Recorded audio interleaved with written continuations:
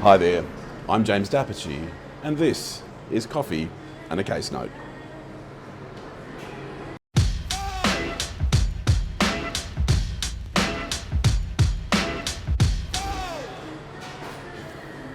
Team, today we are going to talk about the purchase of a business. Now, I'm going to refer to one of the entities we're going to talk about today as the subject company. Essentially, that's the entity that is purchased, and it is purchased from the plaintiff by the defendant. So the deal is, let's just talk this through, is that the plaintiff starts off owning subject company, and the defendant pays some money and does some other things, and then at the end, the defendant comes to own the subject company. Plaintiff sells subject company to defendant. What are we talking about today?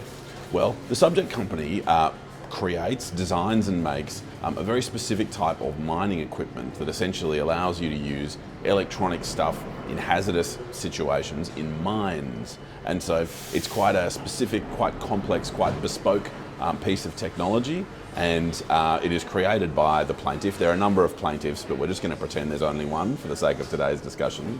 And the plaintiff is, the evidence shows, quite a switched on, innovative person, and so has created this switched on, innovative technology. So that is what the subject company does. The plaintiff uses the subject company to buy, sell and create this hazardous area electrical mining equipment. What the defendant does, and the defendant's a publicly listed company, is essentially the defendant aggregates mining equipment businesses.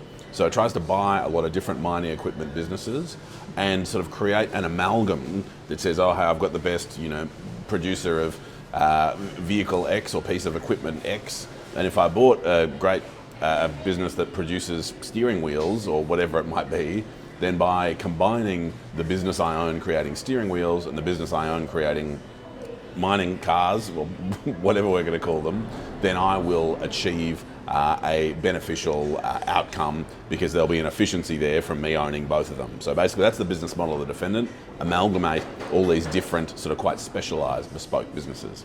And it is that approach to building a business that puts subject company onto the radar of the defendant. The defendant says, oh, this is very interesting hazardous area electrical mining sort of technology. And I think it's going to be pretty interesting for our amalgam of companies if I can drag that under our umbrella. So that's essentially the deal that's done. So the plaintiff sells subject company, which is to say the shares in subject company and the business operated by subject company, to defendant.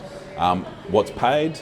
A little over $1 million and some shares. And there is also an earnout element where there are criteria set in place that say if plaintiff is able to cause, yes, Hazel, yes, Andrea. Are you James Dapperchi? No, it's Can I get your autograph, please? Gosh, I'm never washing my hands again. That's a wish for you as well.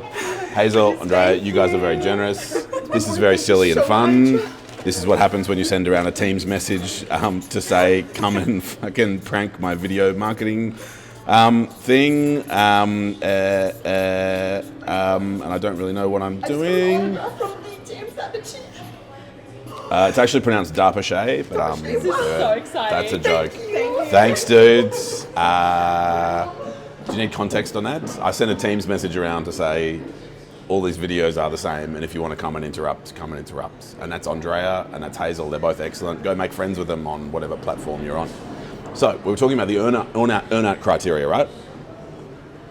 The earnout criteria were that if plaintiff causes subject company, now that it's under the umbrella of the defendant, to earn a certain amount of profit, then there will be a bonus distribution of shares from defendant over to plaintiff, right? So plaintiff is now employed in the defendant company and is operating subject company trying to make a profit.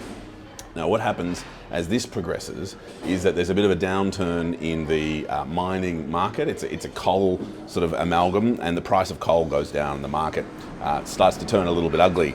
And what happens is the defendant needs to respond to these changed market circumstances, and among those responses are a reduction in pay cut. So everyone who operates the defendant, those senior employees, agree themselves to take a pay cut. But during this time, the plaintiff continues to cause SubjectCo to sort of charge full freight to all the other businesses in the defendant's sort of group of businesses. So we have SubjectCo trying to look quite profitable, but sort of charging that amount internally. So sort of profiting at the expense of the other areas of the business. And as you might imagine, there are sort of queries and complexities that arise from this, and not everyone in the defendant is particularly happy about it happening. What happens next is that there is a meeting between the CEO of the defendant and the plaintiff, and they sit down and they reach an agreement that is essentially a variation of the earnout clause in the original contract. It says, all right, some complexities have arisen. None of us could have predicted this slump. We need to come about it a different way.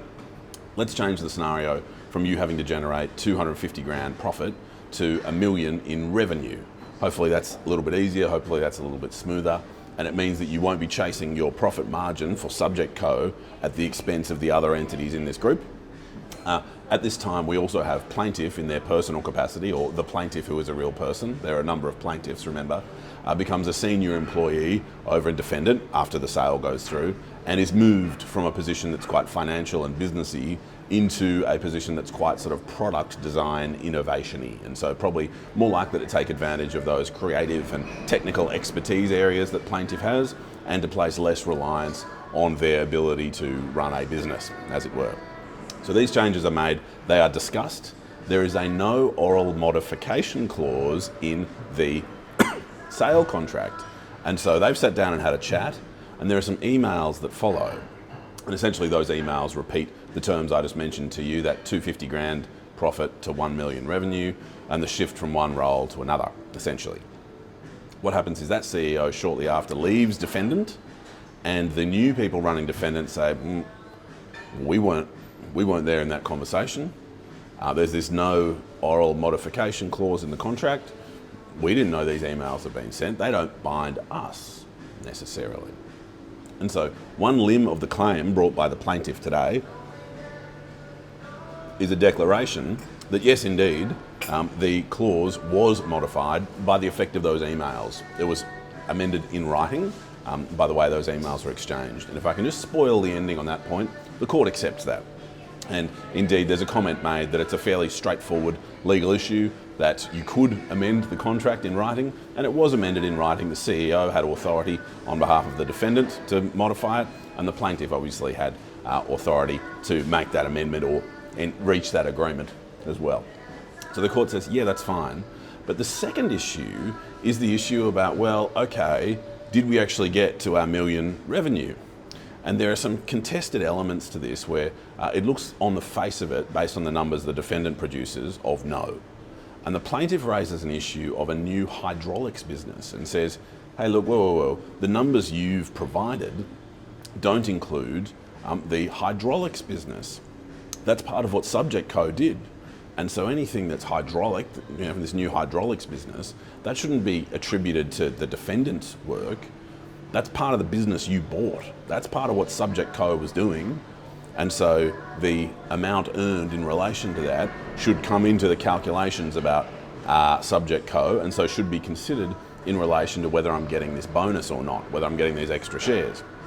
Now, the court worked through the evidence, and the very short point was that the plaintiff was unable to prove that there was a link between the new hydraulics business and SubjectCo bringing it in. There was sort of evidence of the word hydraulic being used on a couple of SubjectCo invoices and this sort of thing, but it didn't raise to the height where the plaintiff was able to prove the position.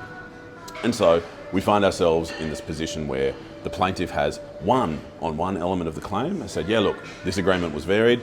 The defendant initially resisted that position, and the defendant lost, plaintiff won. Hey, we did amend the agreement. Tick for the plaintiff.